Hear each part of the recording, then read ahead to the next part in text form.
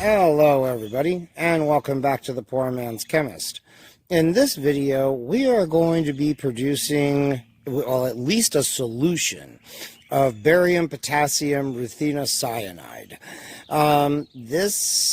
Trying to make ruthenocyanide or hexacyanoruthenate 2 has been extremely difficult. It's supposed to be the ruthenium analog of ferrocyanide. Okay. And Atomistry gives a few ways to make this shit. And it says that you can take potassium ruthenate that you've obtained I've already demonstrated this prep method. You combine ruthenium with potassium hydroxide and potassium nitrate, and the ratio of the weights is 3:25, 3 ruthenium hydroxide nitrate. Heat that up over a crucible until all the ruthenium reacts. Let the melt cool. Dissolve it in water. Then add a solution of potassium cyanide to that, or in my case, the sodium potassium cyanide that I made. And it's supposed to bleach the color, and you're supposed to end up with a solution of potassium ruthenocyanide. Yay! And it did indeed bleach the color, but then I ended up with this dark, morning after a night out at the bar, urine yellow color, and it's supposed to be straw color. Kind of, based on the description, it kind of always brings to mind images of blood plasma after it's been spun down, has a straw color. So yeah, morning after a night out at the bar, urine yellow didn't just strike me as being straw colored. Ruthenium is a complete harlot who parades around in multiple oxidation states all the time. She's fucking painted Jezebel, the periodic table, doesn't want to be she gotta be difficult all the time. No, can't be in one oxidation state, because God for fucking bid we do shit like that and make shit easy. This element's such a pain in the ass, man. I cannot, in the literature, even get a fucking definitive answer. What is the molecular formula of barium ruthenate? Who the actual fuck knows? Presumably, see, the whole reason I came across barium ruthenate to begin with, because I noticed this trend that anything that is essentially has the same basic bonding structure as sulfate precipitates out with alkaline earth metals. This is a trend that I have found holds true for a lot of different elements. That's how I came across this shit in the first place. I'm like, well, if it's ruthenate, then it too should precipitate out with alkaline earth metals, and what do you know, it fucking does. Awesome. We know this shit is barium ruthenate because we've used it in a barium ruthenate oxidation. It turned all the colors it was supposed to turn. It did all the shit it was supposed to do. So that is fucking it right there. That is like the one goddamn ruthenium compound I make where I am fairly confident as to what it is. But see, in the paper from that barium ruthenate oxidation is from, it basically gives a formula for this shit where it's it basically boils down to RuO4 and then a molecule of water. But I don't know, y'all. Presumably it is BaRuO4. I guess. That's what I'm working off of, man. And we've got a gram of this shit. Actually, it's 1.1 grams. Oops. Right here. So, here's the plan. I am going to suspend this shit in some hot water. I have already ground it up into a fine powder as much as I can. So, there we go. Sit there and spin, you fucking harlot. All right. Now, I'll let this warm up for a little bit. What I've got here is just ever so slightly more than the stoichiometric amount of cyanide. Nothing else makes any sense than some of the cyanide goes to reducing the ruthenium. That has to happen, because presumably this is ruthenium in the +6 oxidation state, and Atomistry clearly says ruthenocyanide is in the +2 oxidation state. So, some of the cyanide's got to be going to reducing the ruthenium. If that's not enough, I have more solid cyanide. This isn't all of it that I made. And I have decided to save the solution that I made, I'm using Chem Players Prep. This is 2 days old now. I want to see how long it stays good for. When I was looking back over my video catalog, as I sometimes do, I was reminded that nickel cyanide is not very soluble, so maybe I could use that to kind of titrate that a little bit. It's possible. Anywho, so yeah, moral of the story is we have enough cyanide if we need it. So yeah, once that heats up, I will come back and I'm going to dissolve this in a little bit of water, and then we will go from there and keep our fingers crossed that this shit fucking works this time, because I'm running out of ruthenium and this shit is really expensive. Alright everyone, so I have our solution of cyanide right here. Again, this is a little bit more than stoichiometric, so it's slightly in excess. Alright, here is our warm suspension of barium ruthenate, and here goes nothing, people.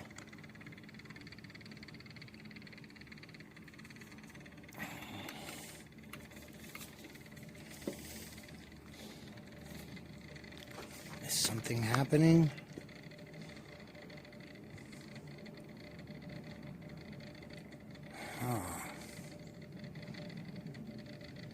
Okay, yep, we're getting a color change. Oh, it's starting to happen. I do believe it's working. Finally, something fucking working. Yes, okay, the magic is happening. There is some kind of insoluble matter, and I'm not 100% sure what the fuck it actually is. Because it shouldn't produce anything insoluble. I'm not exactly sure what's going on there. I made a point to grind it up as finely as I could. There. I will hope you can see the color of the solution there and a little bit of it that's clear. We've got some kind of insoluble matter on the top of this fucking thing. Okay, yep. I don't know if it's showing up or not, but there is like a layer of, okay, yes, because there's still a little bit of barium ruthenate that's unreacted there. I can see it.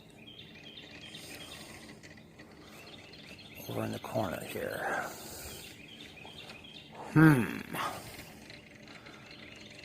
Interesting. Alright, I'm going to let this stir for a little while, and let it stay warm, and we're going to see what this does. I will come back when I have something to report.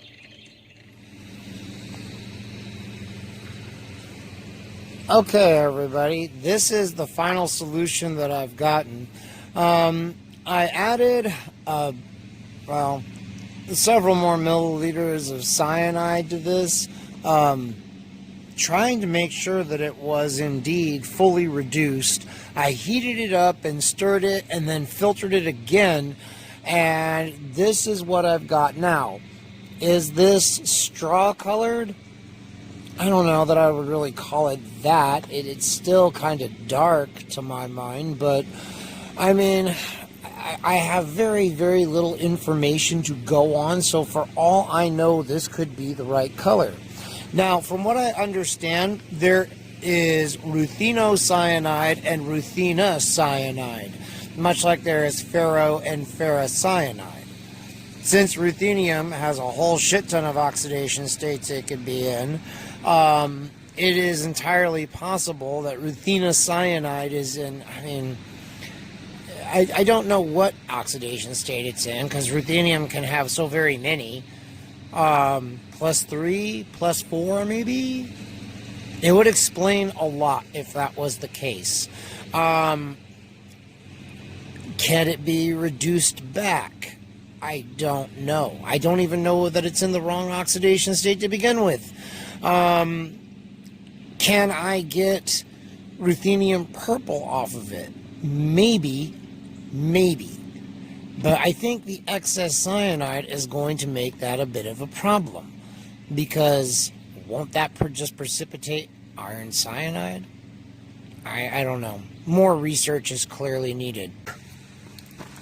Okay, everybody, so I started heating this up to evaporate it down, and it just so happens that the hot plate is on about as far as it'll go. But over the last few minutes, the color has lightened considerably. This is looking a hell of a lot more like it's supposed to. So maybe it just takes a period of prolonged heating to actually make it work. Finally, we're making some kind of fucking progress here. This looks straw-colored.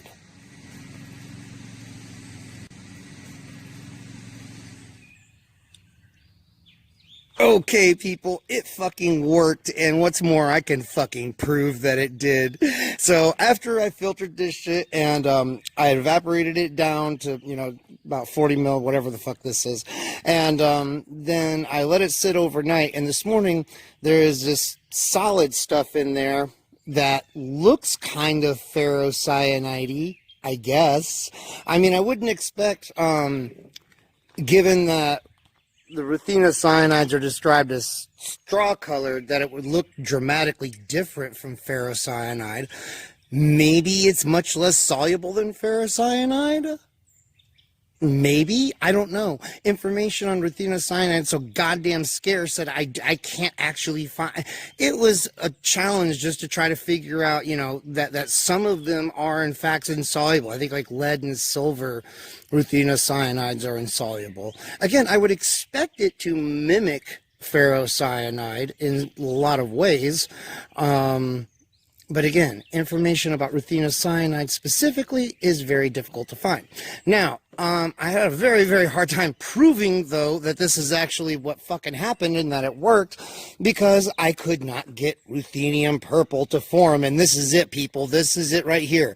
This is the ruthenium analog to Prussian blue. You can see it. You can see its goddamn purple color. I wasn't too sure about that first, because at first I'm like, well, that kind of looks like fucking ruthenium black. But nope. That shit is purple. So, definitely worked. And in fact, now, I think that all the shit I'd done up until now worked, and that my test to make this was flawed. So, I'm going to show you how to do it and make it work out correctly. Okay, so the key to getting ruthenium purple is to make everything very dilute. You can see in here, I hope, I have a single little piece of ferric chloride. I am going to dissolve that in some water now. Will take a minute. Oh, I'm so happy about this, man. Y'all just don't know. I have tried so many times to get this fucking shit to work, and it has been extremely expensive. Count all these fucking failures. Although, I think that the reason I thought that it failed is because my ferric chloride solution was too strong. And if it's too strong, you get this funky, orange precipitate. But if it's very dilute, you get ruthenium purple. Oh, come on, you. You better do it again, don't you? It's worked twice and it's failed twice. Son of a bitch. Okay, here we go one more time. Every time I try to get this on film, it doesn't work. I think the concentrations have to be very precise. Come on, do it. Yes! Yes! Finally. Jesus Christ, man. Okay, so yeah, as you can see, the proportion of ferric chloride solution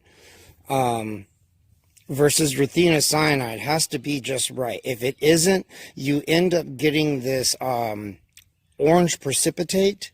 I'm not really sure what that's all about, or nothing will really happen, and it will just kind of turn this weird orange color. And you'll get like a teeny tiny bit of ruthenium purple come out of solution. So, sorry for the sun, you guys. There we go. That proves it. You can see, I hope, the color. Let me zoom in here. You can see it best when you pour it. See that purple color there? A big pool of it. It's just all over the fucking place now. It's only platinum group metal. I don't care. We are going to see the color of this shit there. That proves it. I have created ruthenocyanide. Godlike power over matter itself is mine. Yes. Oh, I just love success. This is so great, man. Oh, that was awesome. And I love the fact that just knowing that it was forming a complex was enough for me to go, okay, this should work from barium ruthenate, and to get it to work and to be able to prove it. Boom! Yes, that is so fucking excellent, because barium ruthenate is so much fucking easier to work with than potassium ruthenate, which is a right pain in the ass. Oh, look, it's even starting to settle out and we're getting solid ruthenium purple. Oh, this is so great. Oh my God, this is better than sex. Oh, so awesome. Yes, yes.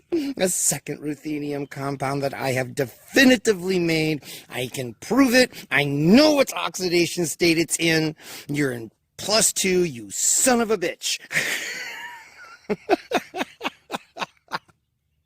So, if you liked that video, give it a thumbs up. And if you didn't like it, well, to hell with you. Subscribe. I can't even talk. I'm so happy. Subscribe, comment, share the video, donate a few bucks if you can, because this experiment there's a lot of expensive failures. I don't care. It worked. Until the next one, y'all, I will see you later. It fucking worked. That's so great. That is so great. 3 days of work fucking paid off. Oh, that is so tits, man.